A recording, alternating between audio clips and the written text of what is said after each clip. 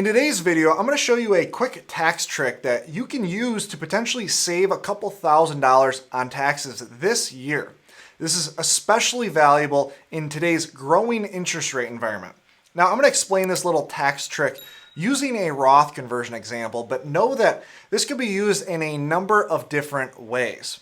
First, let's lay some foundation as we talk about paying taxes on time to avoid underpayment penalties. I find that this can be a somewhat confusing topic. So there are essentially two ways to make a tax payment based on income you've generated. You can withhold directly from the income.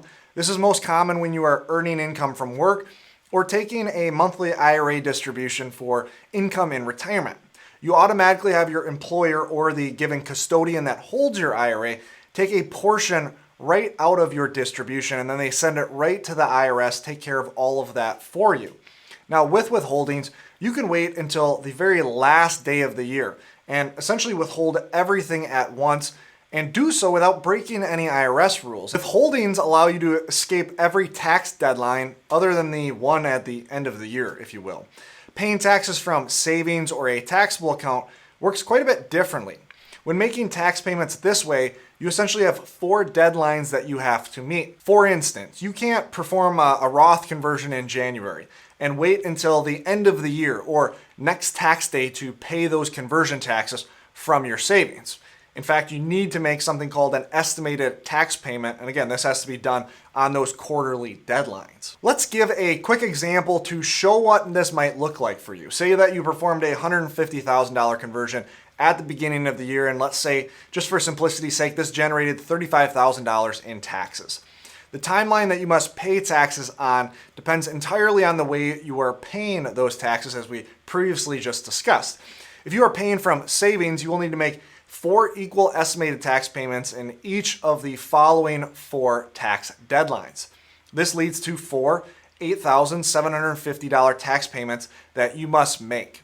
Now, you could be more aggressive and make a full $35,000 payment at the end of the Q1 deadline, but this is the most conservative approach and will cause you to lead out on interest you could earn on keeping those tax dollars invested in even a money market account.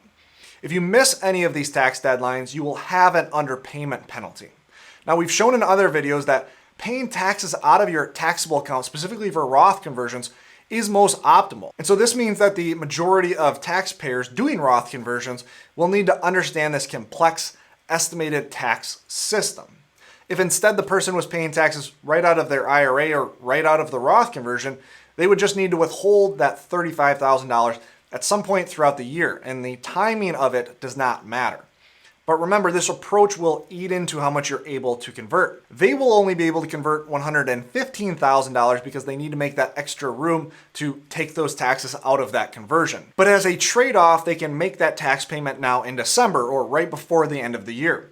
With interest being earned in even a money market account, they should be able to earn about $1,000 in added interest just by waiting. And so this can be an added annoyance for those trying to pay taxes out of their savings.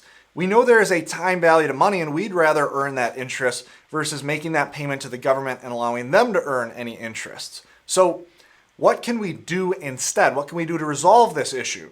Well, there is a little tax trick that may apply to you, and this hack is in relation to safe harbor rules. Now, safe harbor rules specify that the IRS will not charge you an underpayment penalty if one of two things happens. You owe less than $1,000 in taxes after subtracting withholdings and credits. Now, this little line item doesn't really help us. This gives you a little wiggle room where you don't have to be exact on your tax payment, but it doesn't help us in terms of allowing us to earn interest on that tax payment. But this next one will help you. You will not owe an underpayment penalty if you pay at least 90% of the tax you owe for the current year or 100% of the tax you owed for the previous tax year. And this is the important one here. The second part is what we're aiming to take advantage of. If you've already paid 100% of the previous year's tax liability, you can enter into the tax season with an underpayment and avoid any penalties because of this. This means that we can use this tax trick to our advantage and then gain that additional interest because of it. Now, before going into an example, note that you need to pay 110% if the previous year's adjusted gross income was over $150,000. So let's take a look at our previous example. Now note we are paying taxes out of the taxable account. Let's say this taxpayer is working and earning income, and based on growing income has seen their income steadily rise, as well as their tax bill has risen from just their working income. So they will meet the safe harbor standards through their earning income. They've paid more in taxes this year than they paid on the previous year's tax bill. Let's also say this taxpayer is making an additional $150,000 conversion in January. Because they meet safe harbor standards, this taxpayer doesn't need to make a tax payment until next year. They can take that $35,000 in their cash account, put it in a money market earning 4.5% plus, pocket the extra interest, and then pay taxes when they are due. They're earning interest in a very safe way, and they have that money ready for tax time when the taxes are due.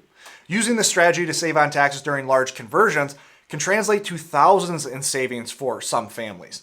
Now, 3 things are important to note here. First, this strategy is most powerful when you go from a low tax year, like let's say planning for an ACA insurance subsidy, to then a large tax year where maybe you're converting a bunch. Beyond that, the strategy doesn't have as much value in consecutive large conversion years because you would need to make a large tax payment to match the previous year's tax bill, and thus we can't earn interest on what we otherwise could have delayed making that tax payment.